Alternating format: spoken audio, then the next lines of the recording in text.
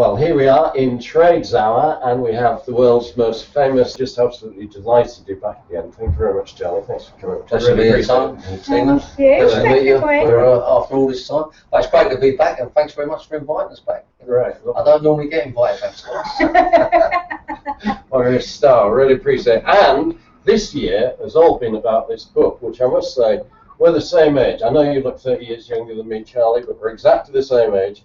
And this has been inspiring to me. That's based on Buster. I even did a half marathon this year as a result of this book. It's absolutely fantastic. And what we wanted to talk to you about is about customers, not so much about apprenticeships this time. We just wanted to talk about businesses getting customers, because you've kind of like broken the mold, really, if you like, for the plumbing industry, if you like. You've created a £30 million business, and most people don't understand how you could go about getting enough customers to create that kind of business.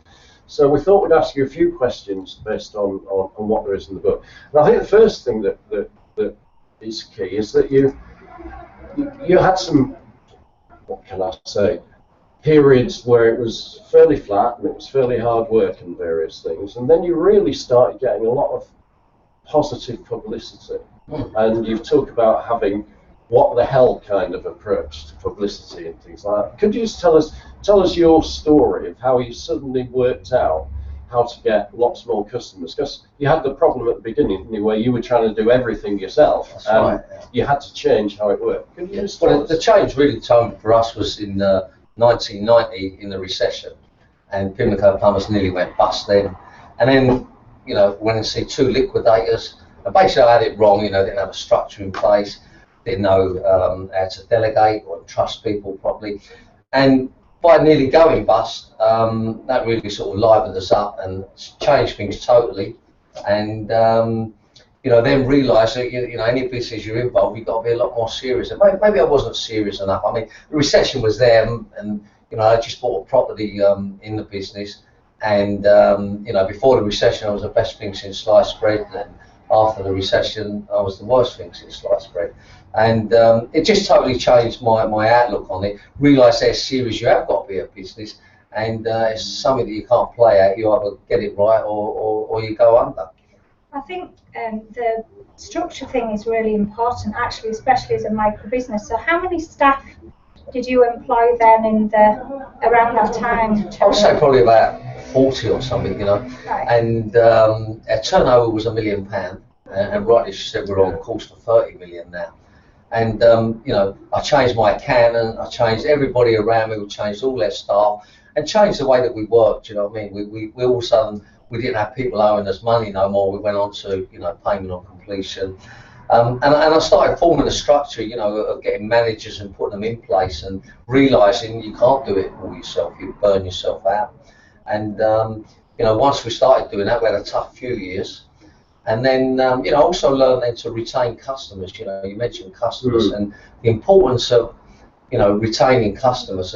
And this latest recession that we've had, we've sailed through it. Sailed through it.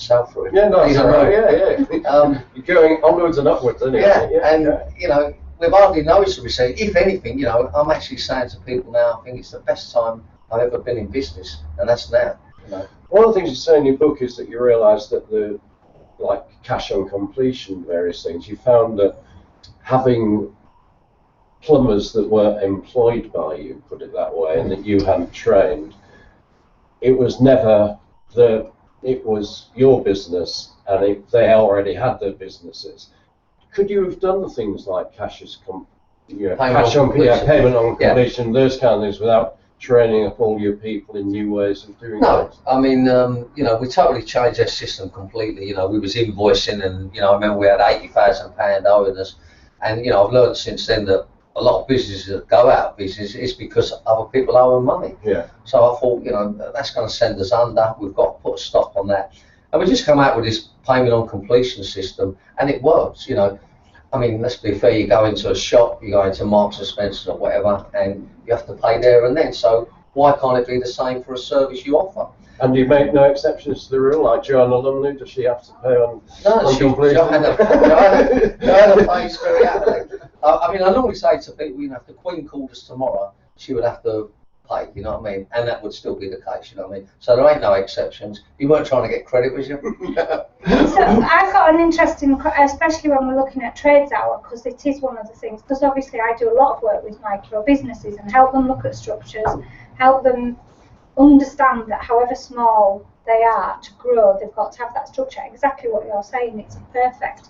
And the other big thing, and especially the trades, so as you know, I'm surrounded in my family with tradesmen, including the plumbers, and they all invoicing and waiting for ages, the cash flow thing, it's a real problem. And they said, but in our type of business, we're not, that's what we're expected to do. It's not like going in a shop. And I say, yeah, but why? Why should it be? And exactly what you're saying here. Well, you've got to change the approach. Yeah, you're exactly right, Tina. And but as you say, you know, because that's how it is, doesn't mean you've got to stick to that. It doesn't mean that it's right. And you know, we don't have a problem with our customers. I mean, everybody that rings up, they're told that we require payment on completion, but most of the customers have used it before, and before we can say it, you know, they actually say, not a problem, you know. And you know, the world's changed. The credit card situations now, and banking facilities that you can do. You know, we don't ever see a pound note. I think they've done away with them, haven't they? But, you know, it's a card or check, and we're more than happy with that. And some people pay direct through the bank. It's, you know, the world's changed, and I think we've got to change with it. And you know, rightly as you said, it was always expected. You know, I have many businesses ring me up and they say, look, I'm going to struggle to do this payment on completion, but you've got to start somewhere. And you know, people will get used to it, you know, and that's the way of the world today, you know, I believe. But and it's the difference now, you know, of I believe of why we're so successful. We don't get anybody not paying us. We don't get anybody that's unhappy with life with us. And you know, I say to people all the time that if you lay your terms out to your potential customers, then you know they either agree to it or they go elsewhere. You know, that was another thing from you, but you actually put your fee rates there for everybody to see straight up front, don't you? And so everybody knows how much they're going to have to pay as well. Yeah. So, you know, again, I learned then because of the tough times we had. You know, where people say, "Well, I wasn't aware how much it was going to cost." We was, I believe, certainly one of the first plumbing companies to show our rates on the website and on the back of our invoice. And that's made a tremendous difference. You know, you know, in business, you know, you've got to be transparent. You've got to be honest. And if people know what they're going to pay, you know, then and they accept you on them terms. And you know, I think that was one of, you know, on our website, you know, the second most looked at page is charges page. So you know, people want to know that, and I think it's just a case of changing. You just have to change. I mean, long gone are them days where the plumber, you know, guesses a price and, or you know, it's long. People are not going to put up with that no longer. You know, you've got to be transparent, and you know, we don't claim to be the cheapest plumbers in the world. We're certainly the best, but that's the way I think business should be run there. If you could say one thing why you think your customers, and you have got lots of celebrity customers as well, I mean, but one thing that makes your customers keep coming back to Pimlico rather than going to somebody else, what would it be? It's a real simple one. It's quality of service.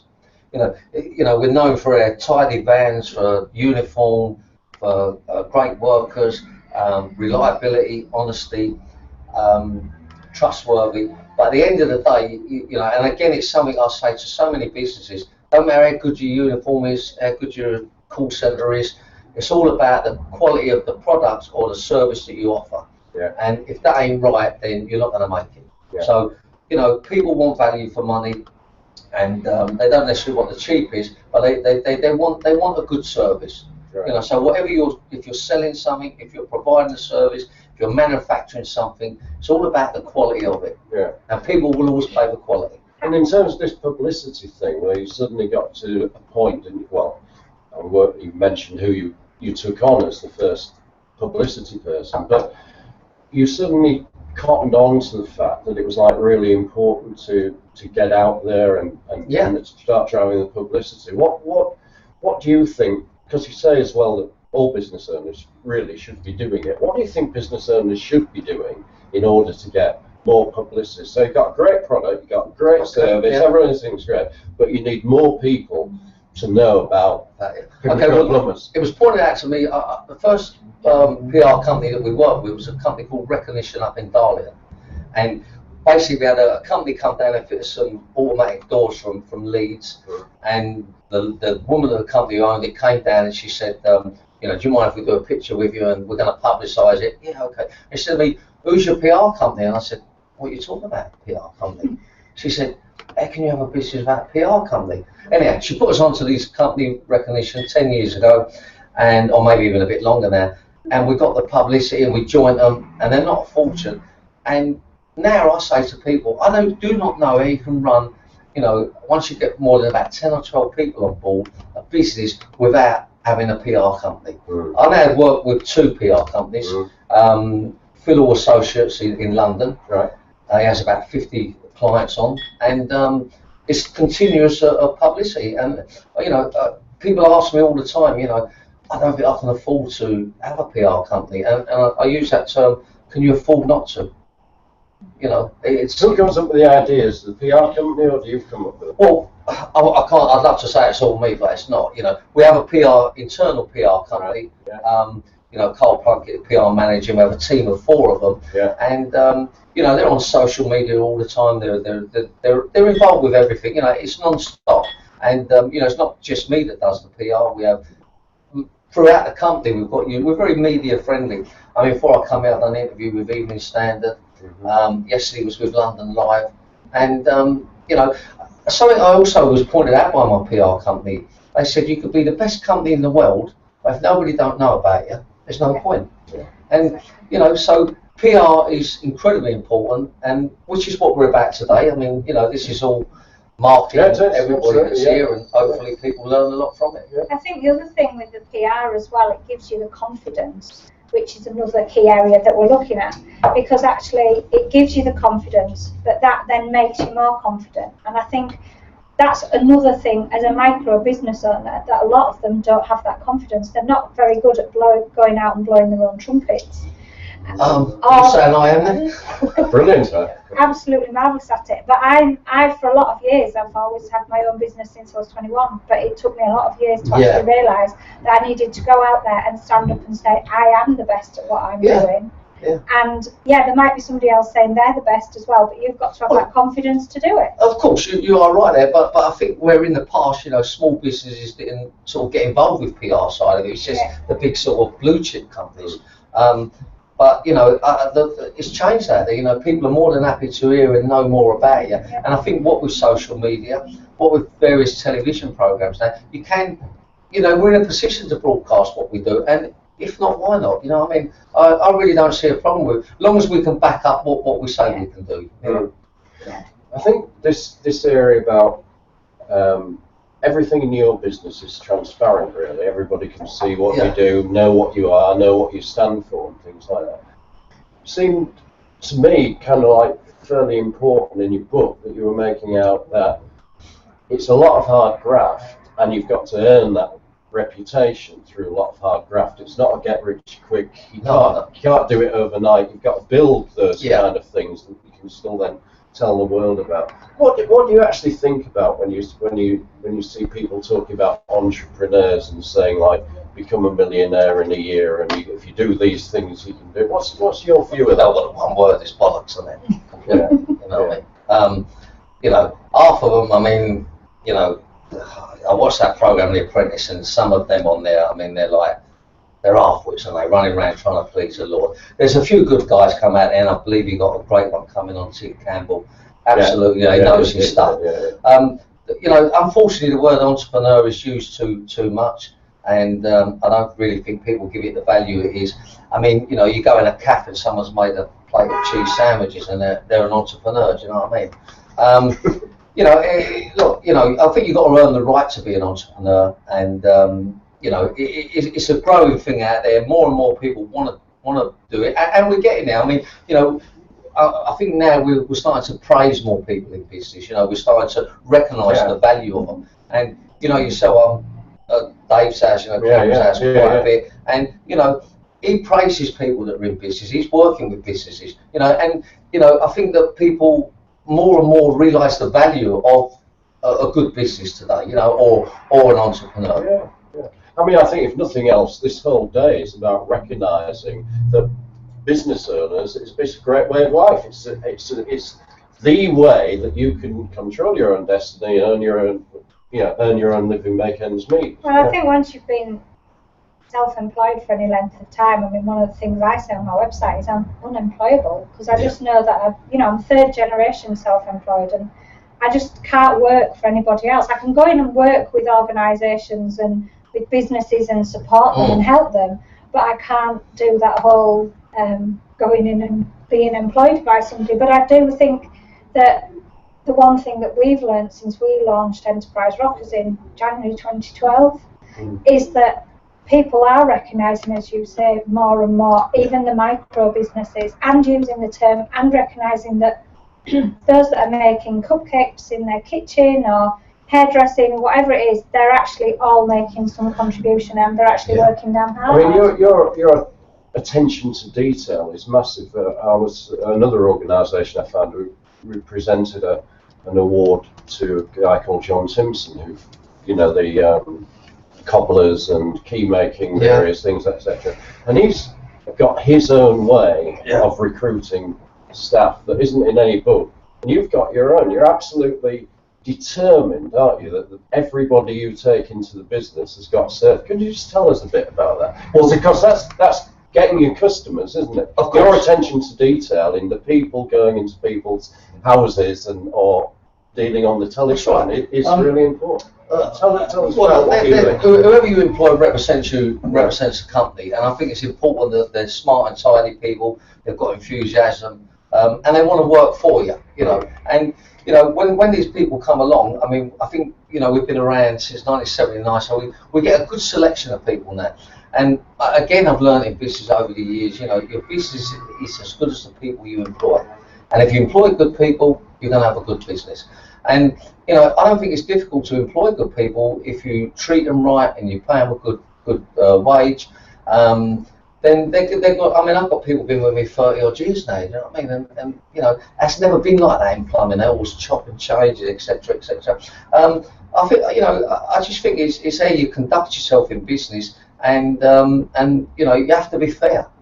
It's not all about you. It's about we now have some of their children come and work with us. Now we're getting their grandchildren come and work with us, and that's wonderful. You know what I mean? I think it's great. And a lot of the engineers, they want their sons and daughters to come in and get a trade and do an apprenticeship. And there's no better person to teach you. Let's be fair, if your father's done that or someone in your family, you know what I mean, and they've done okay at it, then so that's why I think that's why I think business is growing and getting better, because there's a lot of people that have done very well in business, and we can pass that information on to them, such as programs like this. Yeah, fantastic. How, once you've got the people and you've trained them, because I know you do, you're so keen on apprenticeships, and I'm like you, I just believe that it's the way forward. How much training do you give them to keep that customer service up, so that they're understanding the importance of customer service? Because that's something else that I think a lot of micro business owners don't necessarily look at. They don't look at the training because they see it as an expense. See it a bit like the PR side of things. Well, do we need to do that? But if you're not keeping on top of it, then you're not keeping the staff members up to speed. How much training do you give them? I actually think you set standards of your company, you lay your sort of stall out and say, this is how we operate, and if people don't comply with it, then we get rid of them, basically. So we'll continuously help someone to direct them. And let's be fair, I mean, it ain't rocket science. You turn up on time, you're clean and tidy, you're polite, and you do a good job. I mean, it ain't that complicated, you know what I mean? It's all about, I think, if everybody understands, I mean, I think it's important, you've got to be drinking from the same teapot, and if they know what you're doing and they follow it out. I mean, as you know, we have like a Pimlico Bible with everything in, and it's nothing complicated, it's common sense, and we turn up on a job on time, we do the right job, we charge the customer, and if there's any problems, we go back on it, and that's if you follow that system in any business, how can you go wrong? But the thing is, as you said, you have to get rid of anybody that isn't following that. So you've got to make sure every single person, haven't you, in Pimlico Plumbers. I mean, someone sent me something today, a company called Incognito. They're like an opera singing company, absolutely great.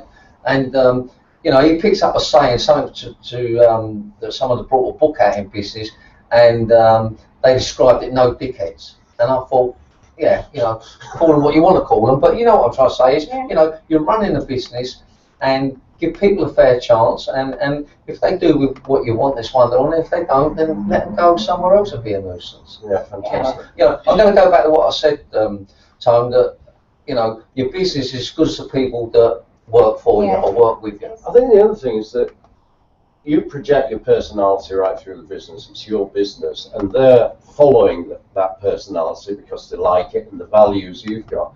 But that's something a business owner can do, which Microsoft or Sage or these other companies, they can't do that, can they? They can't actually project their personality, particularly a director of those companies, into the business. Well, I think that the difficulty is that they tend to be, what can I say, a little bit hidebound. Take your what the hell process on publicity and various things. They could do it, but they won't do it because they're not necessarily willing to take the same risk. I'll take, for an example, your pay structure that you've actually got at the moment. There are very few corporates that would pay a plumber. Let's say they're a big corporate plumbing company. They wouldn't pay as much as you're paying because they actually do everything by a different book. Well, that's right. Bible. No, you're totally right there. But you have to make changes according to your business, and the better you pay people, the more they produce. I'm doing a debate soon with the BBC about pay rises, etc., and fair pay, and I'm all for that. Pay someone as much as you can pay them, and you should become more productive, and you get better class of people. And I mean, that's just the way of the world, And how important to Pimlico is your local community as well? Sort of building relationships in there. Now that you're all over London, you've got a lot that you know. Yeah, well, we do various things in the community, and we just do a big Christmas display, and we have a street party, and all the local residents coming out, and it goes down well because whenever I'm at my offices now and I come out, somebody wants to say thank you, and that was lovely to do. And what goes around comes around, and you put something back in, and it'll come out, And as you know, I work with the Princess Trust and various other organisations. And it all pays dividends, I mean, it's not all about take. It's what you can bring to the table. It's like today. I've not come here to get anything. No, it's fantastic. I'm not going to get your hat or your hat. I've got your accent and my hat just. You already want my hat there, don't you? Well, I've had your hat on before. I'm obviously the odd one there. But I'm just finding the more you put in and help people, I'm not saying that sounds a bit cheesy, but it works. And people recognise that. People recognise it, and people often say to me, like you did, you're very much on a family business, got family in, and then we've got our staff's family in and all, and this, I think family businesses are wonderful. I mean, it doesn't work for everybody. And if it doesn't work for you, then there's other options to it. But I just think it's all about maybe probably. I mean, I've been doing a thing lately saying that it's nice to be important, but it's more important to be nice. And someone said to me, "You've got them. That's you, Charlie," and that was lovely. You know what I mean? I thank the girlfriend for that. I'll tell you, Cole. Yeah, absolutely. I've been going to the gym. You can tell. Absolutely. Can you tell? Fantastic. Absolutely fantastic. Every well, day. this man should have been a champion boxer. That is what he would have preferred to have done. Really, isn't it? That's it. Something else I've got in common with my family are all boxers as well. So yeah, great. Do you know, Tony, I had 25 fights and 25 KOs. Do you know that? Yeah, and then I won one. You're a brilliant. And is it Sam, your son? Yeah. He does boxing coaching? Yeah, he's a boxing coach, and he runs a shop. I don't know if you know, we've got Pimlico Plumbers, which is going brilliant. Yeah. Why do you think that's going brilliant? Because that's going into a different area, really. Well, it is, but we're using the same model. The same model. It's tidy outfit, very well signed, written, and notes on the vans. Yeah. Shop and the related number plates on it, and I've got to go back to you know, what it really all about is they offer a good service. We do a delivery service, and we deliver within an hour anywhere in London, and that is like paying dividends. You know what I mean? They turned over 2.5 million in the first year. I actually believe they could double that this year. Yeah. I think there's seven people involved in it now. We've got 3 drivers.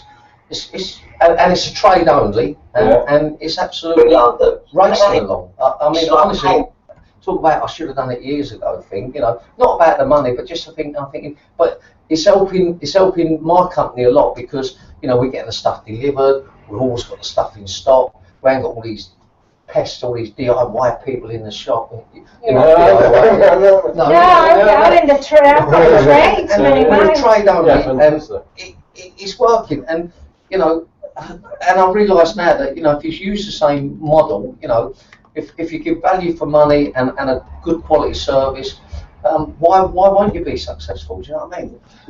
I just because this is in Trades Hour, and Tina discussed this a lot. And we're interviewing your tailor tomorrow as well, so yeah, it's absolutely fantastic. But one of the fantastic things that you've always said is that I think it's Bill, wasn't it? It was your original mentor or whatever. Said if you've got a trade, if you're really learning a trade, you'll always have money if you like, because you do as long as you do a good job and do it quality.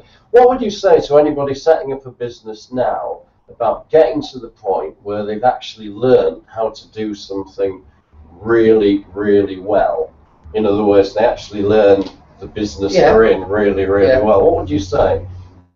I mean, look, I don't think there's nothing like having your own business. You know what I mean? I mean, you come up with things and you go, there's nothing like it. You know, you've got people bossing you around, and you know, it's nice that you can ask other people to do things for you, etc., etc. So for me, the ultimate is to have your own business, and but of course, not everybody's a leader. You know what I mean? And some people are more than happy to work as a team and be part of a business. Yeah. But what would I recommend to people? I'd honestly say there's nothing like having your own business. So my recommendation is to have your own business. But if it's not you, then work with a group of people. There's nothing wrong with partners and you know a few of you involved in it, kind of thing. And you know, there's options out there. I mean, but to have your own business, there's nothing like it. You know what I mean? I've got a really interesting question because you talk about having family and business, and I've always worked with my family in the different businesses.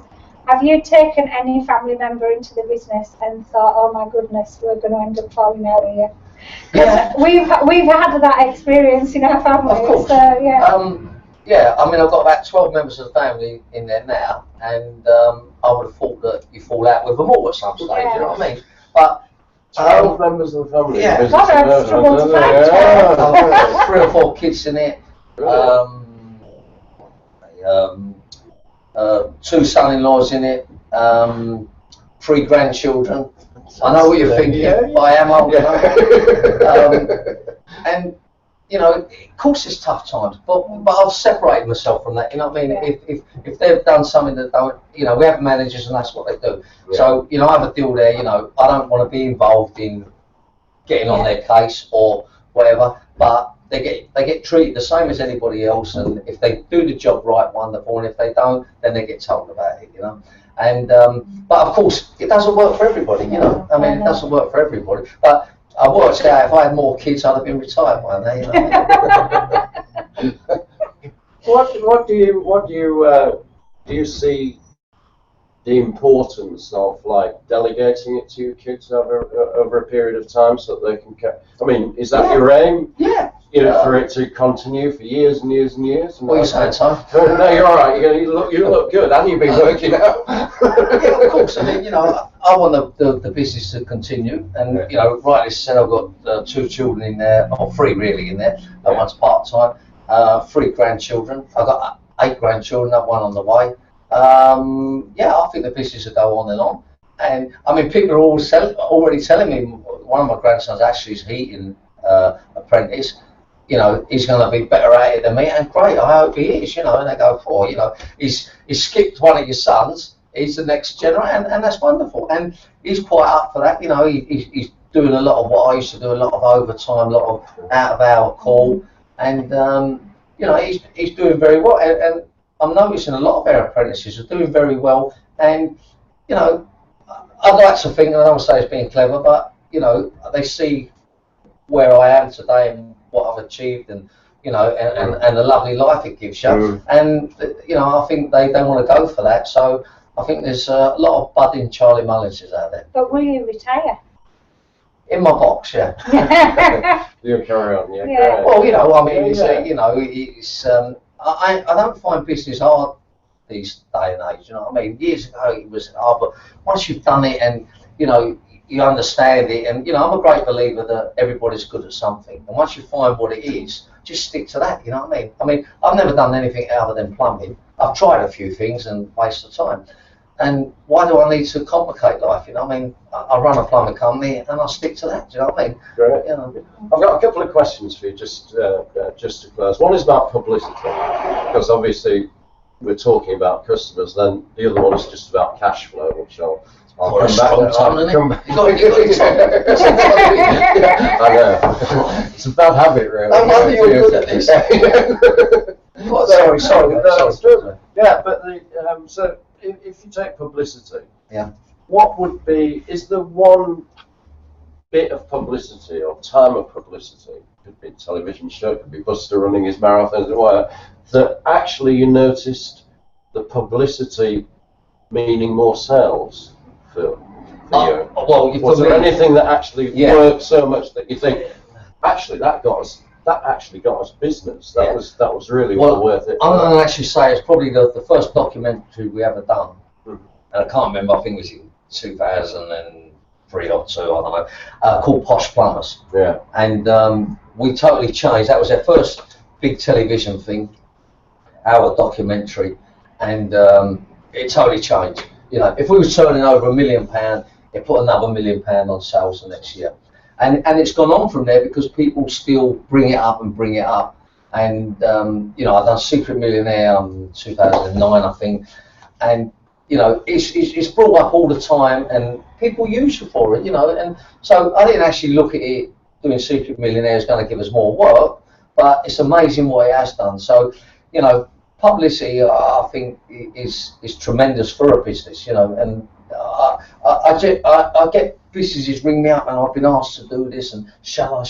You've got to do it, you know. I mean, you know, the television is a great advertising. No, that's fantastic. Yeah. So, and the cash flow one is about banks, really, because obviously there's lots of micro business owners, and one of the things the government does, and you can talk to your friend about this because I don't agree with it, is that because they've got this thing called the business bank, they tend to promote starting people up with a mentor, nothing wrong with that, as long as it's the business owner in our view, and a loan. Yeah.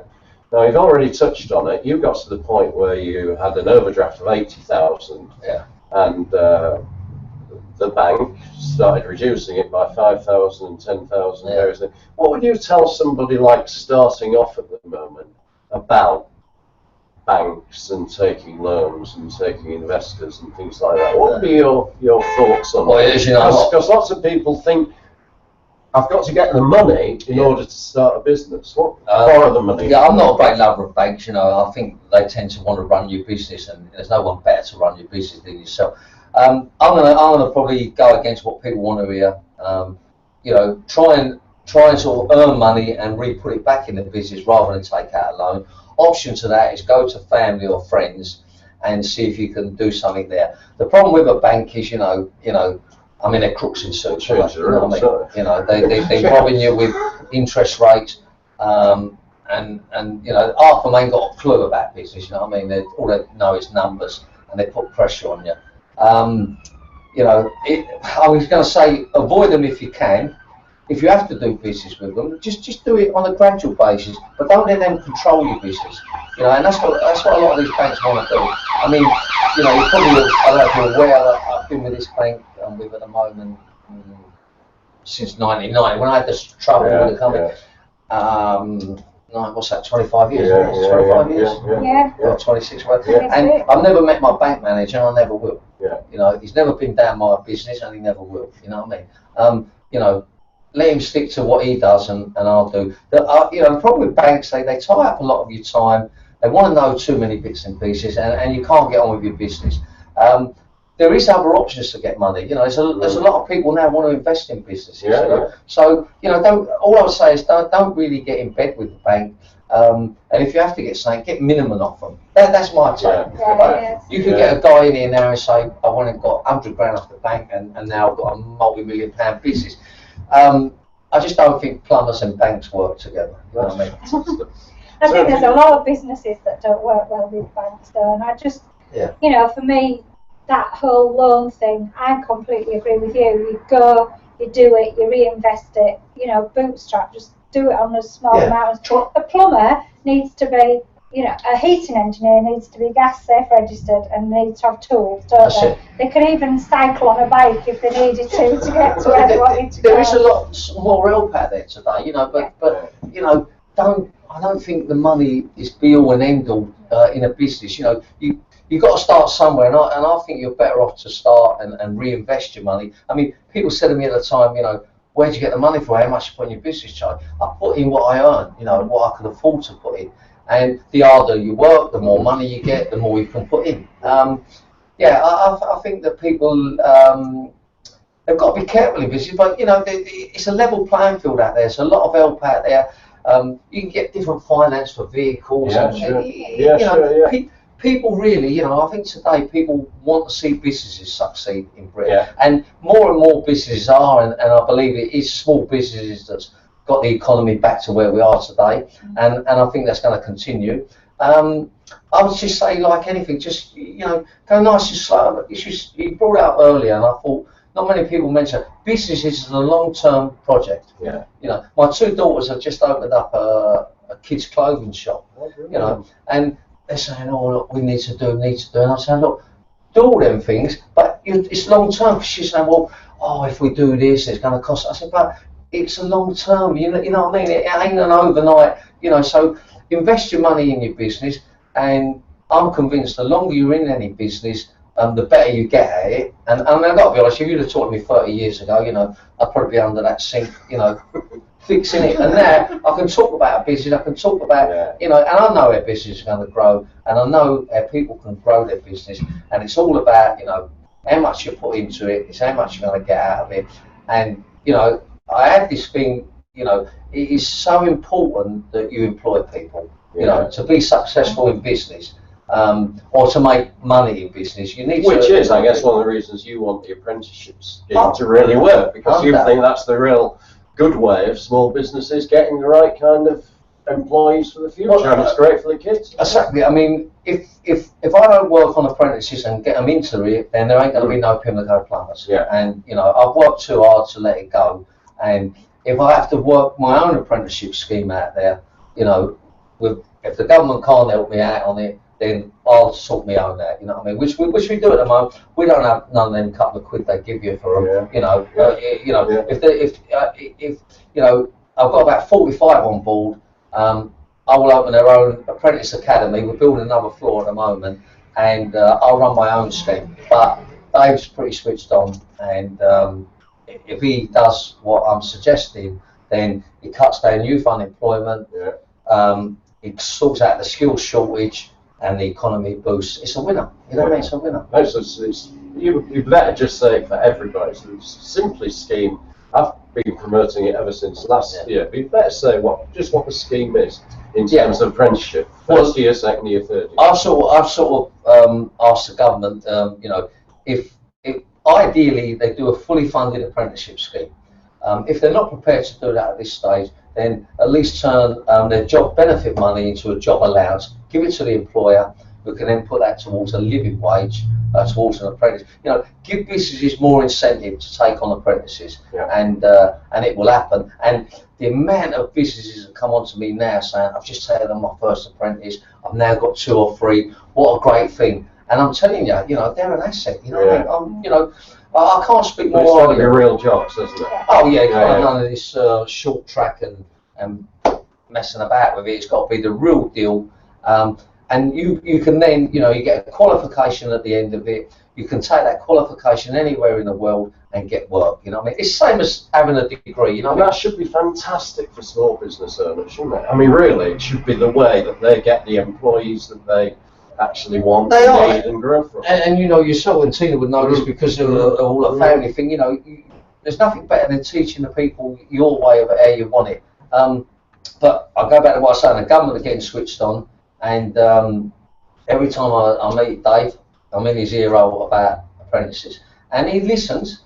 And the fact that they've just made 3 million more places available, I believe they will give businesses more incentives, and it's the way forward. I mean, Stevie Wonder can see this coming. Sorry.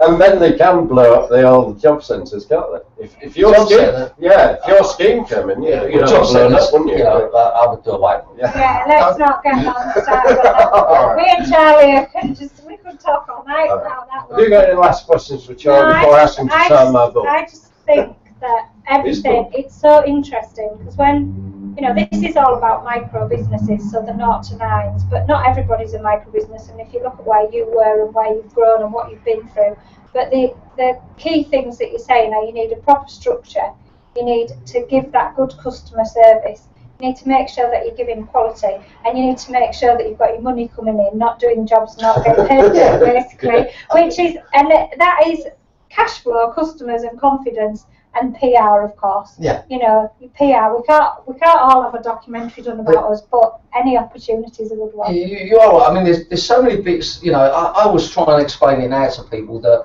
a business is like making a cake. You know, you put a different bit of this in, a bit more. I can't cook, but you know, you put a bit of this in, a bit of sugar, a bit of this, bit of that, and eventually you'll get the right recipe. Yeah. You know what I mean? And when you've got that recipe, just carry on making it like that. But sometimes you're a bit more of this, and like in business, a bit more HR, a bit more PR, a bit more like training, you know, and eventually you get the right mixture. And once you've got that mixture, you can't go wrong, you know. Fantastic. And you're pro-Europe as well, aren't you? Oh, undoubtedly. So next year, Microbizmattersday, we're hoping to get 10 million people this year giving 8 minutes, and next year we're targeting to get 10 million because we'll be in Europe and different places as well. People do it. Will you come back next year, Charlie? And if that's an invite, it will be absolutely fantastic. And we'll you have more things to drink and eat and some bacon sandwiches. How about that? I look forward to it. And I have looked forward to it all year. And you know me, I go to the opening of an envelope. Oh, you've been fantastic. Yeah, thank you very much. Thank you. And if you sign your book, you got to sign the book. If you sign your book, then that'd be great. Thank you very much. Have you got a pen? I've got a pen. I've pinched it off your thing. So I don't, oh, he's got a posh pen. Posh one. That looks like my one. Just took it out of your pocket while you weren't looking at it.